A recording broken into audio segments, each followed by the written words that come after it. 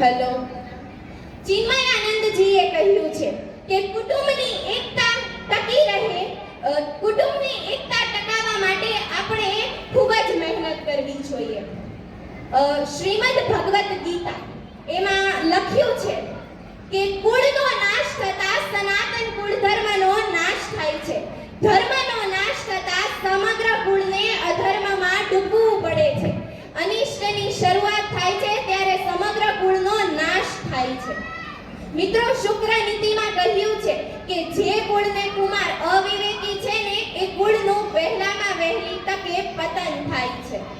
Abraham Lincoln એમણે એક માર્મિક ટકોર કરેલી છે કે મને તો એ નથી ખબર કે મારા દાદા કોણ છે, મને તો એ નથી ખબર કે મારા દાદા કેવા હતા.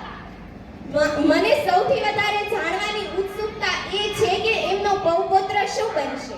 તમે તો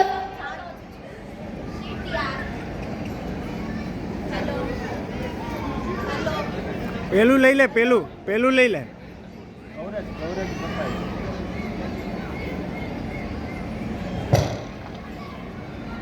તમે તો સૌ જાણો જ છો કે અબ્રાહમ લિંકન કોણ છે. એ અમેરિકાના રાષ્ટ્ર પ્રમુખ બન્યા અને એમણે જ લોકશાહીની વ્યાખ્યા આપી.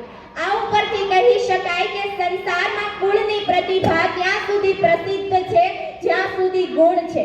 ચારિત્ર્ય વિખાઈ જાય એટલે ગુણ પણ વિખરાઈ જાય. તમને હું એક ઉદાહરણ આપું. એક પરિવાર 3 દિવસથી ભૂખ્યું હતું. પરિવારમાં બાળકો અને પત્ની ભૂખને કારણે તરફડતા હતા. પરિવારમાં કમાવનાર વ્યક્તિ એકલો જ હતો. આખો દિવસ મહેનત કરે પણ દિવસનું ભોજન લાવી શકે એટલા એની પાસે પૈસા નહોતા. કંટાળીને ઘરની બહાર જાય છે આત્મહત્યા કરવા માટે.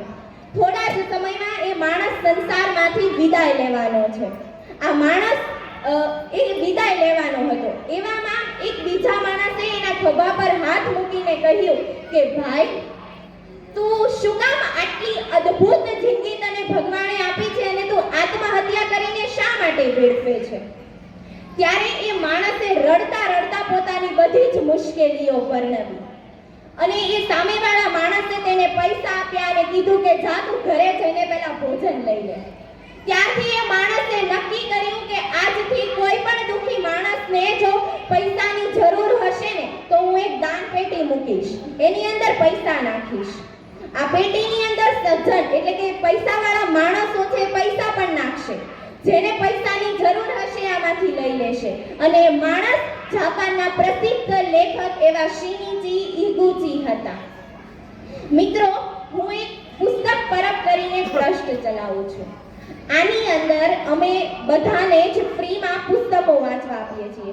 હું એની બ્રાન્ડ એમ્બેસેડર છું અને હું તેની સભ્ય છું અને સભ્યમાં સૌથી નાની છું.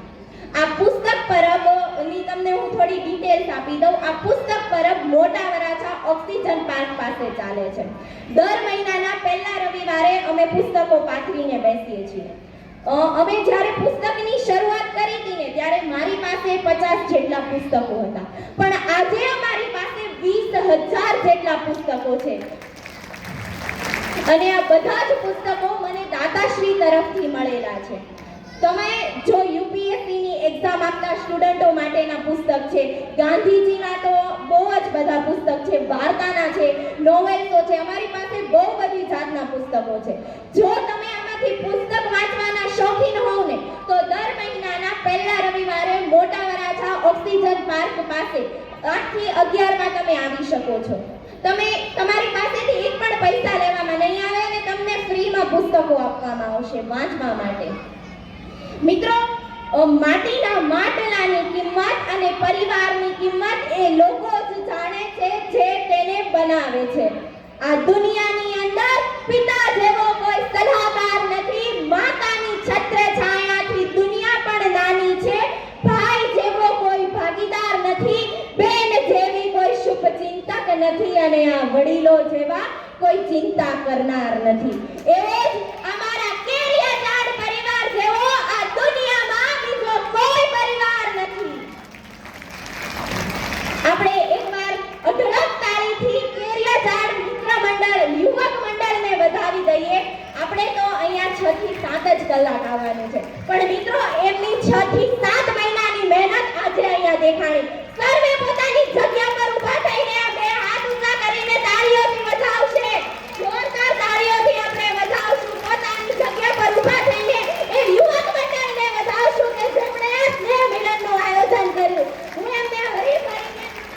હજી એકવાર જોરથી તાળીઓથી આપણે કેરિયાગઢ યુવક મંડળને વધાવીએ.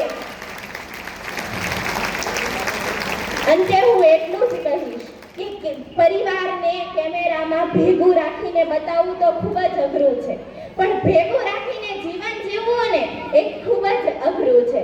અસ્તુ ભારત માતા કી વંદે. એકવાર જોરદાર તાળીઓ ફરી પાછી તમારા માટે. અસ્તુ.